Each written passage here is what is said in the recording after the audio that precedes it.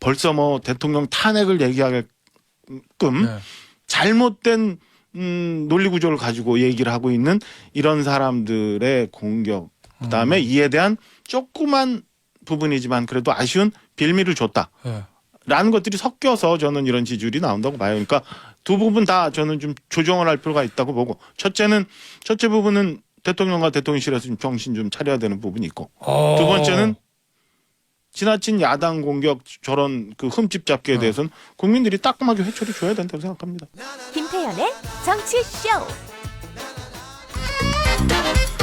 김태현의 정치쇼 2부, 뉴스 속 깊숙한 이야기를 들어보는 인터뷰 시간이 돌아왔습니다. 오늘은 무슨 얘기 해볼 거냐면요, 지금 북한의 도발이 계속되면서 정치권의 안보 공방도 치열하죠. 그런데 이 대통령 지지율은 여전히 20%대입니다. 야권 일각에서는 퇴진론, 뭐 요거를 주장하는 의원도 있어요. 자, 국민의힘은 이런 상황을 어떻게 보고 있을지 국민의힘의 수석 대변인이신 박정아 의원 모시고 얘기 나눠보도록 하겠습니다. 의원님 안녕하세요. 안녕하세요. 월요일입니다. 예, 반갑습니다. 지역이 원주갑이시죠? 예, 원주입니다. 저 원주갑에 사시는 유권자분들이 와, 우리 박정아 의원님 나왔다 그래서 문자를 보내주시면 제가 우리 의원님을 대신해서 소개해 주세요. 예, 커피하고 케이크 세트를 보내드리도록 하겠습니다. 문자 안 들어오면 큰일 나는 겁니다 지금. 자, 첫 번째 소식은 자, 주제는 요건데, 국감이요. 예. 이제 한 후반기 얼마 몇 상임이 안 남았잖아요. 그렇죠. 이번 주하고 다음 주 월요일이면 대충 마감이 되는 것 같아요. 예.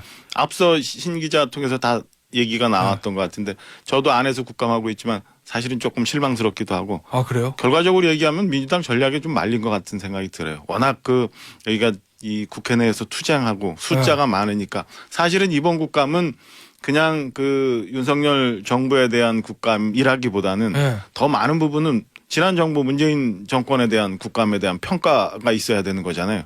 근데 그런가요? 예. 뭔 얘기만 하려고 그러고 이러면 뭐 또 그냥 정쟁으로 몰아가고 막말하고 싸우고 뭐 이러는데, 예. 오히려 아쉬운 부분이 이제 저희 당이 민주당 전략이 좀 말리지 않았나 싶은 생각이 들어요. 근데 속된 말로 실망스러운 국감이다, 알맹이 없는 국감이다 그러면 여당이 좋아야 되는 거 아니에요? 왜냐면 국감은 기본적으로 야당의 판이니까. 좀 전에 말씀드렸잖아요. 내년부터는 그렇게 되는데 올해 국감은 과거 잘못 뭐 탈원전 문제가 어떻게 됐느니, 대북 정책이 어떻게 됐느니, 아니면 경제 정책을 어떻게 했느니, 그래서 지금 나라가 이런 상황이다. 이런 얘기 좀 해야 되는 거잖아요. 저 그런 얘기 좀 하고 싶었거든요. 근데 뭐 좀 딱 꺼내면은 뭐 갑자기 무슨 뭐 김건희 여사 건이 어떻게 됐고, 뭐 이재명 대표의 뭐 대장동 공문이 어떻게 됐다 이러면은 또르르 떨고 뭐 이래가지고 뭐 시작을 못 해요. 박정호 의원 지금 상임위가 어디시죠? 저는 국토입니다. 아, 국토위. 국토위면은 또 그런 이슈들이 좀 있나요? 대장동, 백현동 뭐 이런 거 좀 있잖아요. 그래서 과거 뭐 이재명 대표가 지난해 국감에서 뭐 잘못한 얘기 같은 거, 뭐 이런 거 잘못됐다고 얘기를 좀 하려고 하면은 야당 의원들이 이제 긴장하면서 막 그래요? 덤비고 벌써 분위기가 이상해지고요. 그래서 저는 뭐 조용히 지나가는데, 이번 주에 사실은 경기도 국감이 또 있어요. 행안위 같은 경우. 경기도하고 수원지검. 그렇죠. 네. 어떻게 나올지 좀 봐야 될 것 같아요. 아마 굉장히 이 대치 국면 내지는 뭐 파행시키려고 할 것 같아요. 그러면 또 국민의힘 입장에서는 경기도하고 수원지검, 수원고검 국감에 화력을 또 집중합니까?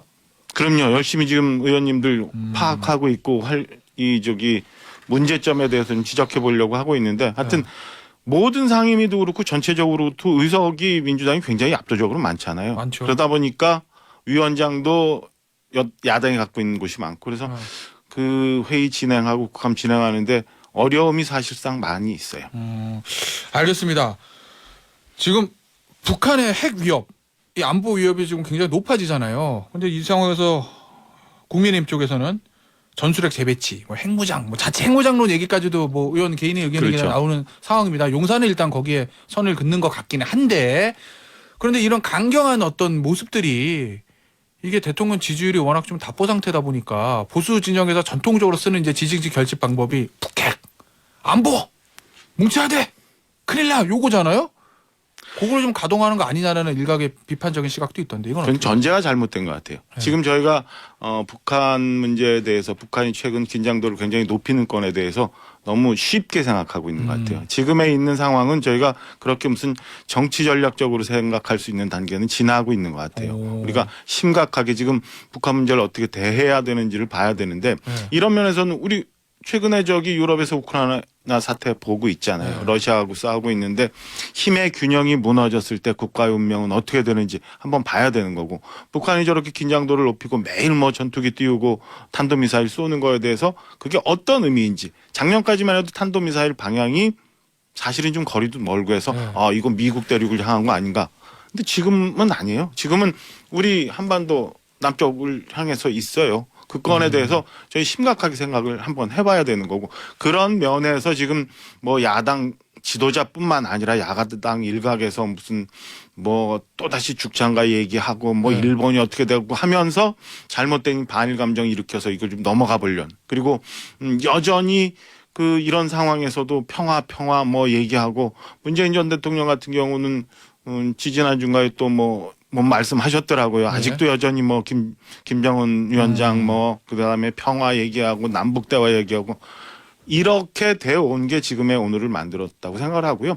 저는 이런 면에서는 저는 국민들이 일치단결해야 된다고 생각을 하고, 여기에는 전혀 전략적인 면이 들어가 있지 않다. 오히려 이렇게 굉장히 긴장도가 높아 있는 상황에서는 심각하게 받아들이고 고민해야 된다. 마지막, 네. 핵 문제 굉장히 풀어나가기 어려운 문제예요. 그렇지만 힘의 균형이 있지 않는 한 네. 저는 뭐 공고한 평화, 그리고 네. 우리가 궁극적으로 원하는 통일, 저는 요원하다고 생각합니다. 그러면 용산에서 얘기하고 있는 직접적 얘기한다기보다 좀 언급되고 있는 뭐 실질적 핵공유라는 표현이 있잖아요.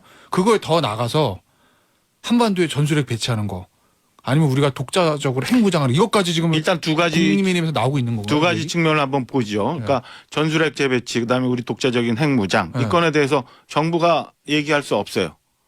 네. 국민 여론이 어떻게 가느냐, 그다음에 정말 필요한 거냐에 대해서 생각을 해봐야 되는데, 네. 우리가 지금 대하고 있는 게 북한이 일단 당장 있잖아요. 네. 우리는 비대칭 전력을 갖고 있는 거예요. 네. 근데 북한은 지금 핵무기라는 걸 갖고 사실상 보유하고 있는 거고, 이런 상황에서 우리가 대항할 수 있는 방법, 우리 전술핵 갖다 놓겠다고 얘기를 해야 쟤네가 마음대로 못할 거 아니에요. 그러니까 시간이 걸리지만 그때까지는 어떻게든 북한의 대응 카드도 될 수 있는 거고요. 네. 두 번째는 사실은 어떻게 되고 있는지는 제가 모르겠습니다만은 미국하고 실무적으로도 많은 얘기들이 오고 가고 있을 거라고 추정이 돼요. 네. 거기에 우리 정부가 협상하는데 조금이라도 보탤 수 있는 상황이라면, 그다음에 한반도의 궁극적인 평화, 그다음에 우리의 국민들과 국가의 안위를 지킬 수 있는 방법이 있다면 네.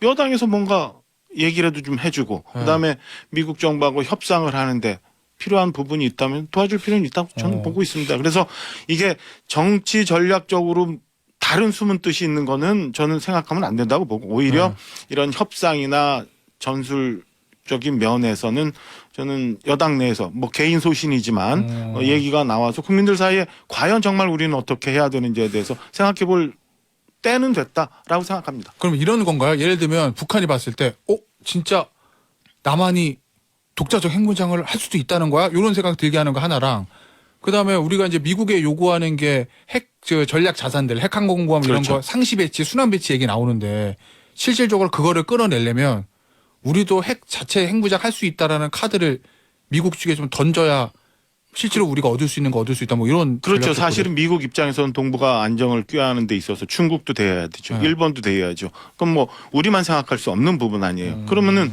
우리가 독자적으로 뭔가 힘의 균형을 유지하는 데 있어서 굉장히 제약 요인이 많아요. 국제적으로도 뭐 NPT 체제를 과연 어떻게 해야 될 건가, 그다음에 우리가 얘기했던 한반도 내 비핵화 문제는 어떻게 할 건가, 이런 거 굉장히 걸림돌이 많은데, 그런 거 헤쳐나갈 수 있게끔 뭔가 도와줘야지 일을 해야 되는 거 아니에요?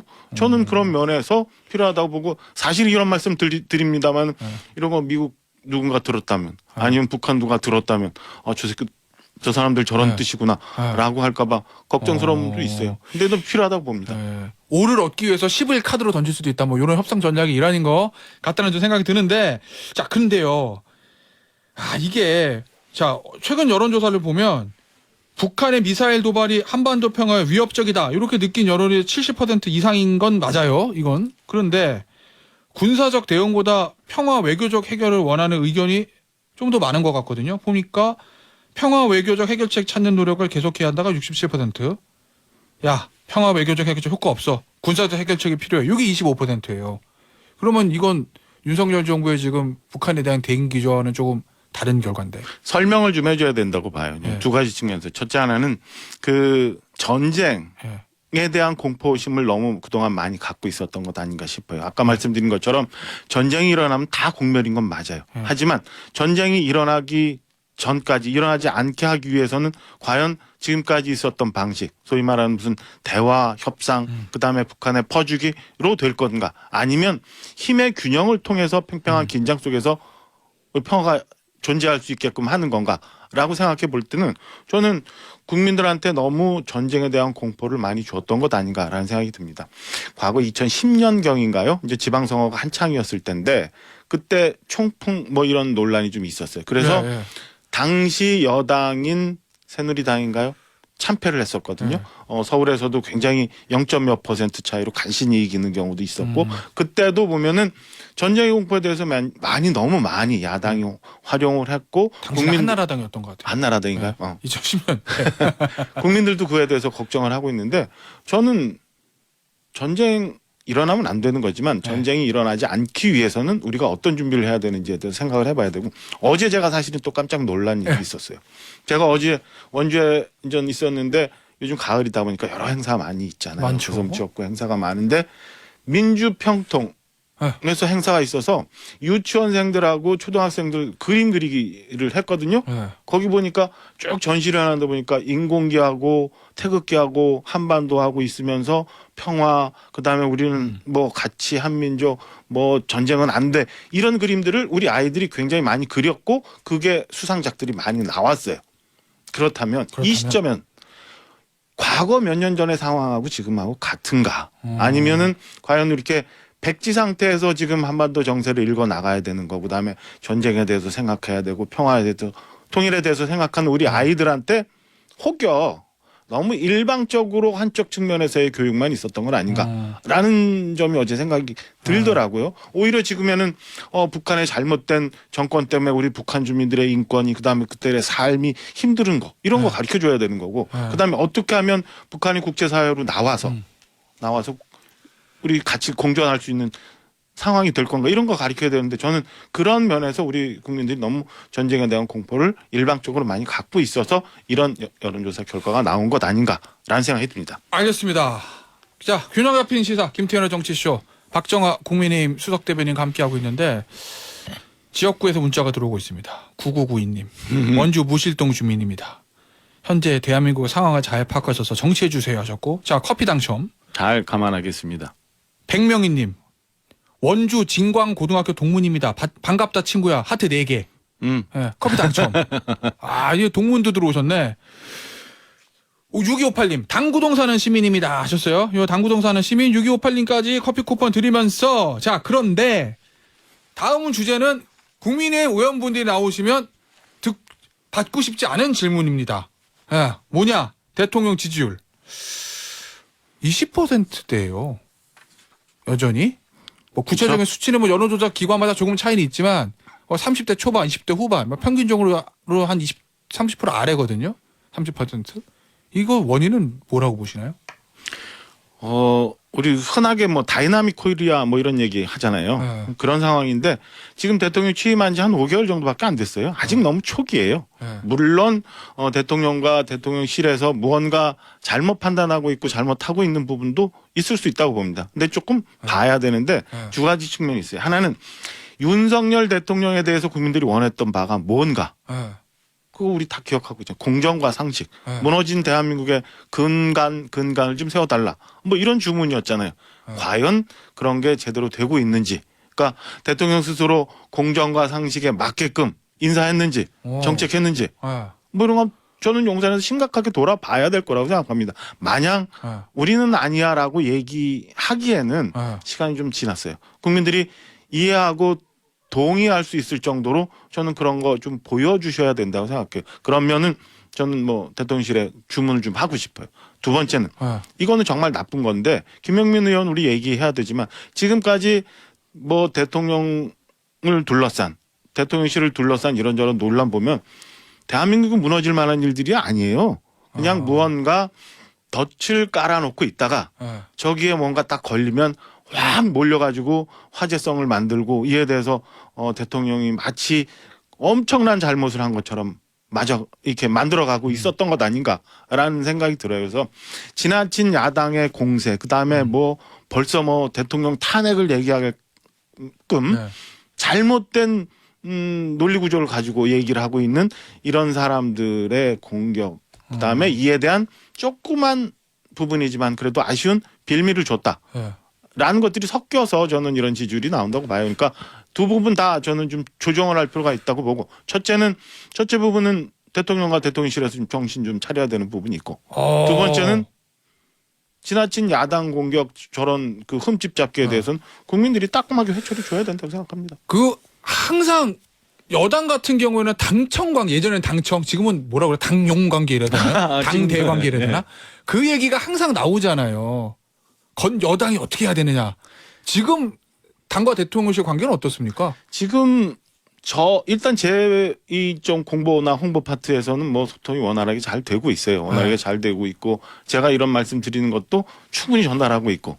근데 이제 조금 안정될 때까지 좀 기다려 주실 필요는 있다고 봅니다. 그래서 지금에 있는 당정청 관계는 원활하게 잘 진행되고 있다는 걸 좀 보실 필요가 있고 최근에는 전 그래서 한동안 안 했던 고위 당정청 회의도 매주 이루어지고 있어서 조율이 굉장히 잘 되고 있어요. 그 방금 전에 대통령실에서 잘못하는 것도 있다.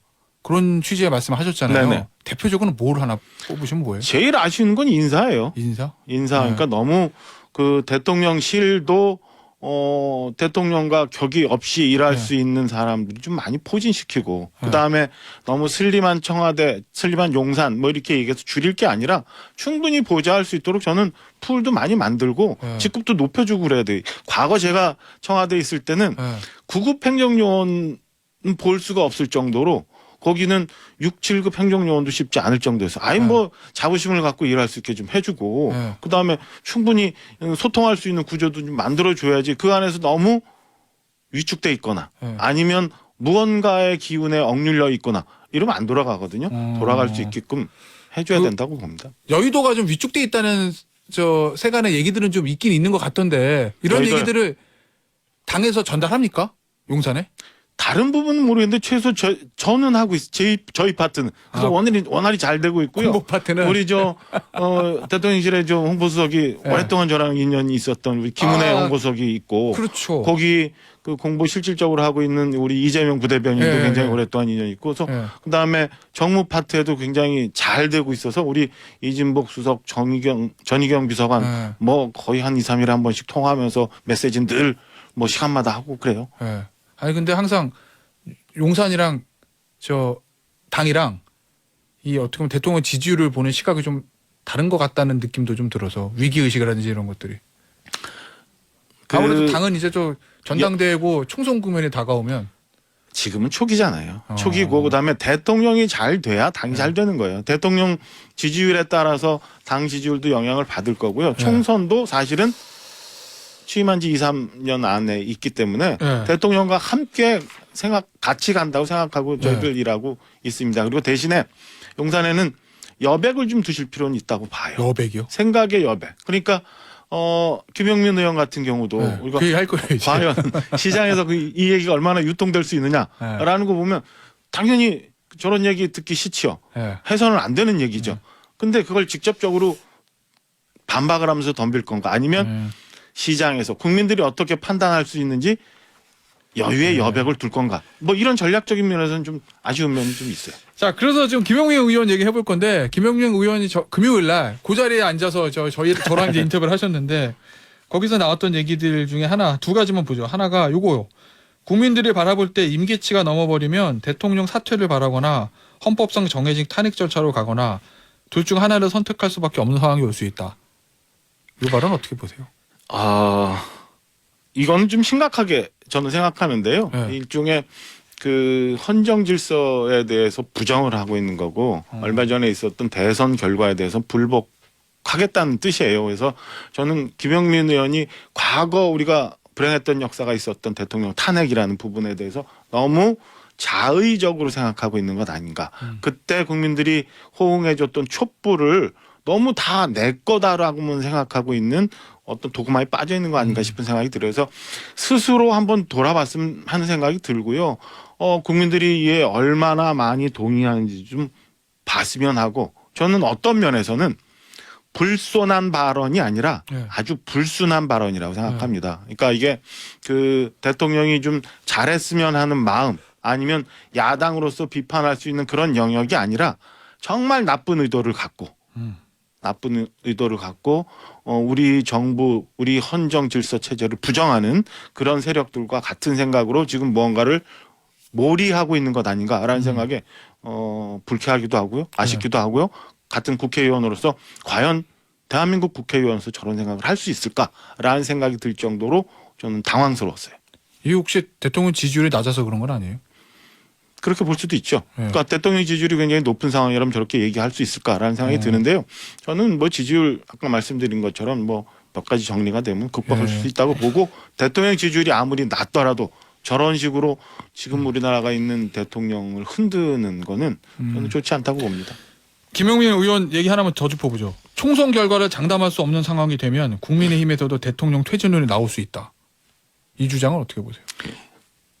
이재명 대표의 지금 사법 리스크 굉장히 어려운데요. 네. 그게 현실화되면 오히려 저는 민주당이 먼저 붕괴될 거라고 봅니다. 아, 그래요? 그러니까 당내 아까도 말씀드린 것처럼 취임하고 나서 한 2년 후쯤에 있을 총선 저는 대통령하고 우리 여당 의원들 후보들이 다 같이 가야지 네. 그렇게 김용민 의원이 생각하는 것처럼 우리 당이 이렇게 쉽게 흐트러질 그런 이 안에 있는 리더십과 그 단결력은 아니다라는 말씀드리고 오히려 민주당 걱정 좀 해주셨으면 하는 생각이 들어요. 알겠습니다. 자, 마지막 질문이 될 것 같은데요. 이 김문수 위원장이요. 이 김일성주의자다. 문재인 전 대통령에 대해서 그런 발언을 해서 좀 논란이 됐었는데 문재인 전 대통령의 김일성주의를 추정하는 사람이 아닐까 하는 의심하는 사람들이 김문수 한 사람뿐인가? 라고 정진석 비대위원장이 두둔했습니다. 김문수 위원장을. 이건 어떻게 보시나요? 조금 아쉬운 부분이 있죠. 누구예요? 조금 이따 이제 비대위원 회의가 있으니까 가서 이제 야단 맞을 수도 있는데 네, 그래요. 개인적으로 뭐 말씀하실 수는 있지만 그 김문수 위원장의 말씀이 국회에서 할 발언은 저는 아니었다고 보거든요. 네. 그러니까 그 부분에 대해서는 아까도 말씀드린 것처럼 국민들이 생각할 수 있는 여백을 좀 주는 게 낫지. 어떤 사안이 생겼다고 그걸 직접적으로 직선적으로 늘 얘기하는 게 꼭 좋지만은 않다. 오히려 야당의 공격의 빌미, 정쟁 이런 상황으로 몰려갈 수도 있다라는 생각이 좀 아쉽다는 생각이 좀. 그럼 정진석 비대위원장이 김문수 위원장 두둔하는 발언도 좀 아쉽다? 그러니까 위원장님에 대해서 좀 아쉽다. 왜 그러셨을까?